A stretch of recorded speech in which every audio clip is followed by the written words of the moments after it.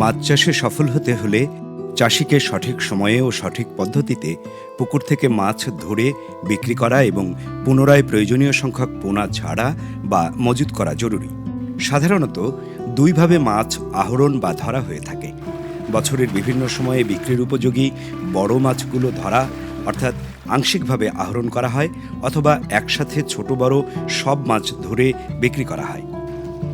পুকুরে পোনা ছাড়ার পর মাছ বড় হতে থাকে, তবে সকল মাছের বৃদ্ধি সমানভাবে হয় না। তাই মাছ চাষ লাভজনক করতে সময়ে সময়ে বড় মাছগুলোকে ধরে বিক্রি করতে হবে, যেন ছোট মাছগুলো বৃদ্ধি পেতে পারে। তবে মাছ বিক্রির আগে চাষিকে মাছের বাজার দর ভালো আছে কিনা সেটা দেখে নিয়ে মাছ ধরা ও বিক্রির সিদ্ধান্ত নেওয়া উচিত। মাছ ধরার আগে চাষিকে জাল, জেলে ও কিভাবে পরিবহন করবে তা ঠিক করতে হয়। এছাড়া পুকুরে ডালপালা থাকলে তাও তুলে ফেলতে হয়। মাছ ধরার জন্য ভোরবেলা সবচেয়ে ভালো সময়, তবে স্থানীয় বাজারের সময় বিবেচনা করে দিনের যে কোনো সময়ই মাছ ধরা যেতে পারে। আমাদের দেশে সাধারণত বেড় জাল, ঝাঁকি জাল ও পুকুর শুকিয়ে মাছ ধরা হয়। বেড় জাল পদ্ধতি। বেশি পরিমাণে মাছ ধরার জন্য বেড় জাল সবচেয়ে ভালো। বেড় জালের উচ্চতা পানির গভীরতার দ্বিগুণ ও লম্বায় কমপক্ষে পুকুরের 1.5 গুণ হওয়া উচিত।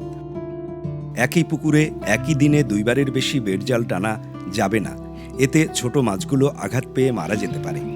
জাল টানার পর বড় মাছগুলো ধরে ছোট মাছগুলো দ্রুত পানিতে ছেড়ে দিতে হবে।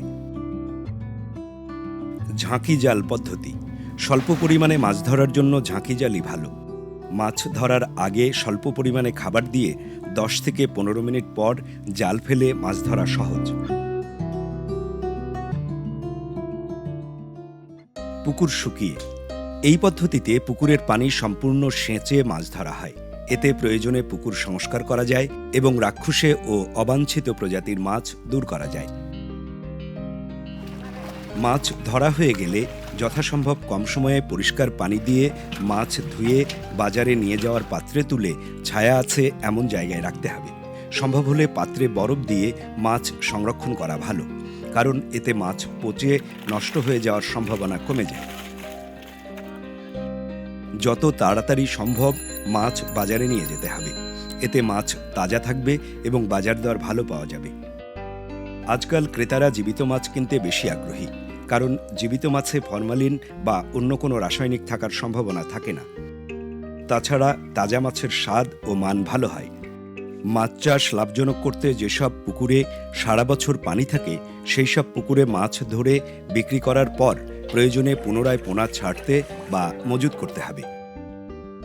পুনঃমজুতের ক্ষেত্রে পুকুর থেকে যে প্রজাতির যতগুলো মাছ ধরা হয়েছে তার 10 থেকে 15% বেশি পোনা নতুন করে ছাড়তে হবে। এজন্য মাছ ধরার আগেই পোনার প্রাপ্যতা নিশ্চিত করতে হবে, তা না হলে চাষি আর্থিকভাবে ক্ষতিগ্রস্ত হবেন।